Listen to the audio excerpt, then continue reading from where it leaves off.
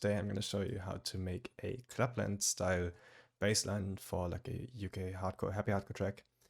Like you hear in like most of the Twister releases, for example, like Squaddy or Recon, or in the Darren Styles tracks from that era, or pretty much everything that was on the Clubland Extreme Hardcore albums or on some like of the Bonkers albums later on. So let's get straight to it. I've prepared a little drum loop, which is like the standard kind of drums from that era. I'll play it for you real quick.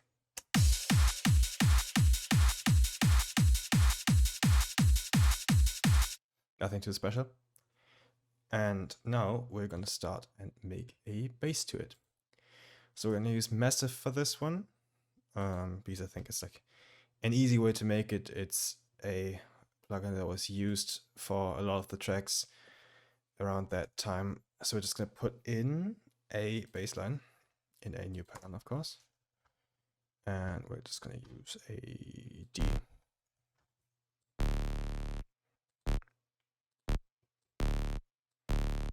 So this is like not the full eighth note. It's a little shortened, so it sounds a little bit more bouncy. There's an octave higher. Because you can tell if I put this in here, just loop it. This sounds a lot more bouncy than the full eighth note.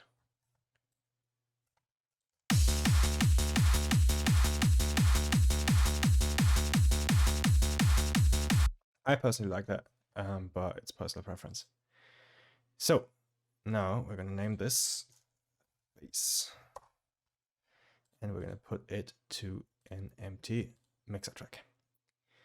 And now we're going to get to work. We're going to initialize the sound, and we're going to activate all the 3 oscillators.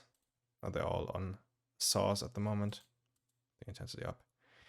And we're going to leave the first one as it is, like on a saw, no detuning, nothing changed. And the second one we're going to detune by 0.13, 0.14, somewhere around that area. And the third one we're going to detune in the other direction. And now it sounds like this. Which does sound cool, but as you can tell, it sounds different in every hit. And we don't want that for bass. We want our bass to be consistent and strong on every note. So what we could do is, of course, we could export this and re-import it, but we don't want that. We want to make this quick and easy inside the plugin. So there's a function called restart via gate. In other plugins, it might be called different. In Silent, it's called retrigger. In Serum, it's called random, where you put the random phase down. But in Massive, you go to the Oscillator tab and click Restart via Gate. So what this does is, instead of like the oscillators starting at a random position every time, they all start at the same position, at the same phase every time you play it, which sounds like this. So now we get the same sound every time, but we still want to make the sound more interesting, because now this sound is very phasey, it's very boring. But what we can do is, like with these sliders, we can change the position that we start on for every oscillator. So what we're going to do now is we're going to go through the bass line that I play for a bit and experiment with those.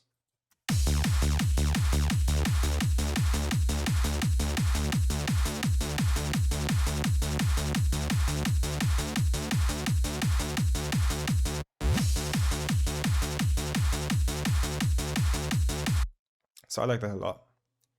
But the problem that we get is, because they're starting at different phases, what this means is pretty much we got a positive and a negative amplitude on these sounds, because they're like oscillating. And when they start at opposites, so like a positive and a negative hit at the same time, they might cancel each other out. So if we got that in the sub frequencies, where it's very apparent, we just lose our sub bass. So like all the low bass, that stuff that like shakes you, that it's like rumbling in your stomach in the club and everything. And we don't want that. We want to keep that frequency. So in terms to keep this frequency, or like make it stable, make it consistent. We're gonna add a different sub bass. We're gonna make a separate sub. So what we're gonna do is we're gonna add a 3x oscillator.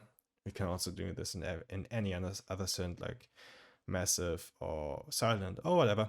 But 3x oscillator is FL native and it doesn't take much CPU space. So we're gonna turn off the second and the third oscillator and just keep the first one and turn the pitch all the way down.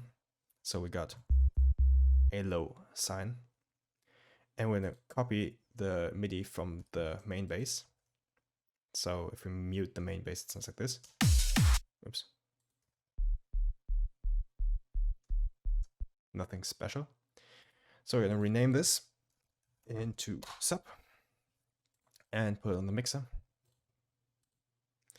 And now before we edit this, we're gonna reactivate our main bass and cut the lows on this one because we don't want them, because we're gonna use the lows from the separate sub.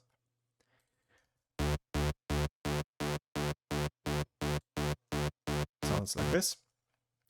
And now we're gonna use the separate sub and do the exact opposite, cut the highs to get rid of the clicks mainly. And now we're gonna add some distortion or some saturation, because if you listen on smaller speakers, like your phone, for example, you will notice your music sounds a lot more high-endy because the low-end frequencies can't be played on those. Like, for example, if you buy a gaming headset or like any gaming headset or like any headphones, you'll usually find out that there's like some info, like what frequencies can be displayed, also like on speakers and everything. And if we lose those low frequencies, our bass sounds weak. So what we're doing now is we're going to add some overtones, some harmonics, to pretty much enforce our bass a little bit more. Makes it sound more fat, especially on smaller systems. So we're going to add the 3D fast dist. In this case, you can also add like the 3D wave shaper or like any kind of like saturation, distortion kind of plugin.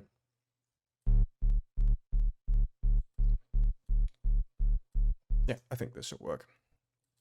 And now we play them together.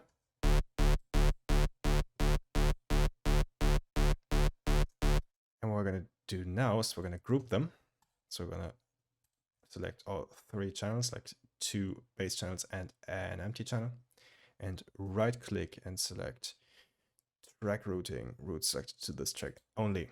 So now these 2 go through this channel, which allows us to edit them together. And that's exactly what we're going to do. We're going to put an EQ on, and we're going to put an OTT on because I like the sound of it. And now what we're going to do is we're going to enable the rest of the tracks again so we can actually edit this in context of the track. Oops. In context of the track.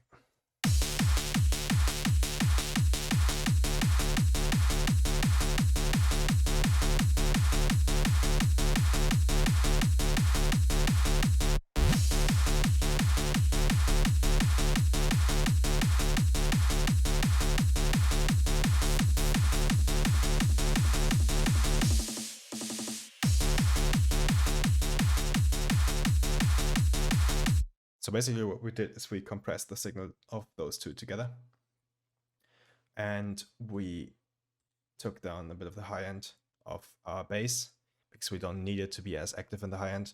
We're going to have other sounds that are going to be active there, like the percussions, like the hi-hats, for example, the leads later on, the chords later on. And on our bass group, we can also still EQ this. I like to put an EQ on before I do anything on the groups.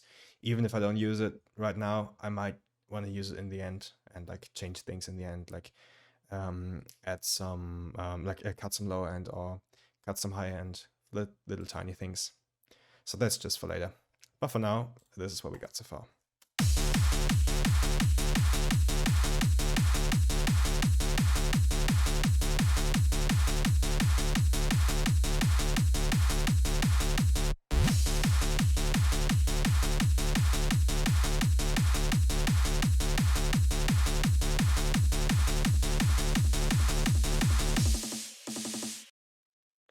So I hope you liked it, and I hope you learned something about the bass design.